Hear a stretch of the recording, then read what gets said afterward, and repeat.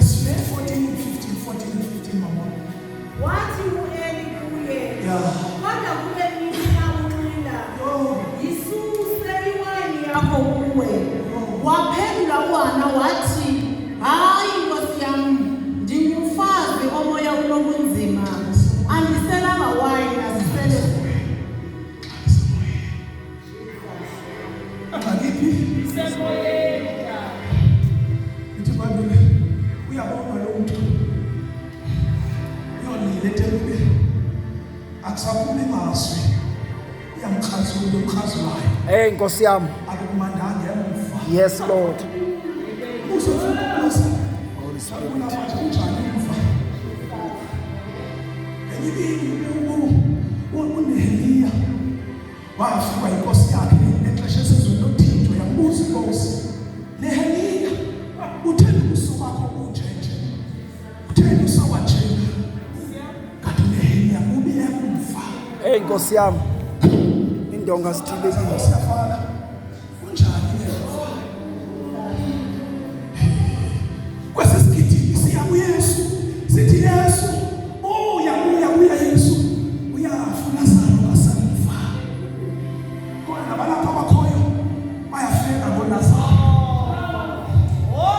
awubheke endlini uLazaro phela umphefumulo uzamluza uLazaro lo muntu wayethanda uYesu sothi bafanele bakoLazaro bafela abangamazi uYesu qha nabo abalapha bayafela ngoLazaro bayagulela ngoLazaro kunjani emva sizawuthandaza khona into eziphayo endlini esifuna isiqhawe namhlanje ngegama likaYesu. From time to time umuntu ongakholwayo abamba abheke egqirheni ayova iindaba zakhe bathi naba omkhulu ngabo ahlaze into yakhe nomntu osizwe kunjani sinogqirha wethu uYesu Kristu. From time to time kufuneka ulungiswe ingxaki zakho kutatakho sotataba omnye mama kweli local phakathi wayehlala khona kwayisikela kakhulu wemsandathi kusekelele mithathu kuthe noma abantu basakhulu kuthiwa waphela isibali gqirha wahlaselwa sisibindi sokugqirha wayekukhonza equestionis bekungekho solution lapha ngaphakathi wathi xa ijonga kanibona uncedo wadecide ulandela letintyayo ingafuni abantu baserhafrenet ungabezi problem solvers loweli local xa umntu enengxaki makancedwe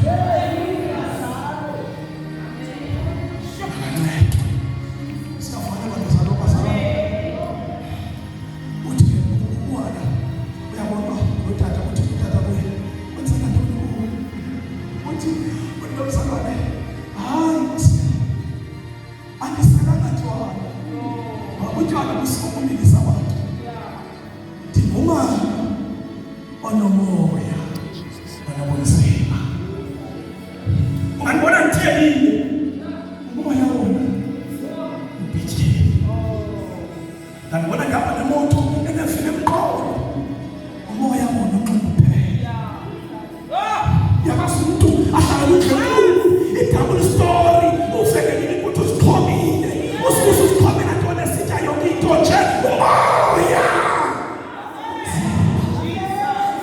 mzalwane ndiyabona uyavuya nathi unjani abayeni abasika apha kusadebe kanti khona into yokuthi yayo unjani emoyeni abanye bathatha isigqibo sokwenza uhlala phansi ndoyisiwe izinto zaseyasemsantsi kodwa seside apha umoya udiniwe unjani mzalwane ndiyakuva ukuthi uphilile unjani emoyeni sizawubonisa isidumbu esikhulu sakho bendibeke phansi because umoya uyagula usathanazi unehloti sathana ubethi phakathi kwabantu sathana usenza uphakama nanoba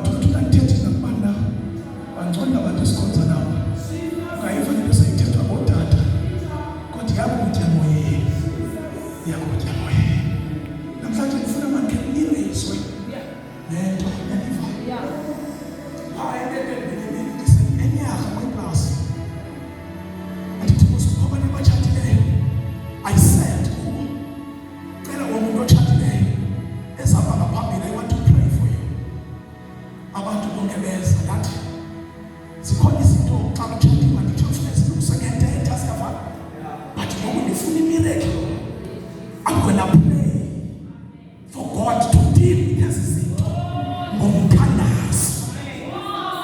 Ngiyayiva? Umuntu akaphaya ukuthi last week yalibhalela uthenge ibhasi for 7 years ayiqeshe ufumana indawo ayikwazi ukwenza mali. Weza kuphethe documents zakhe.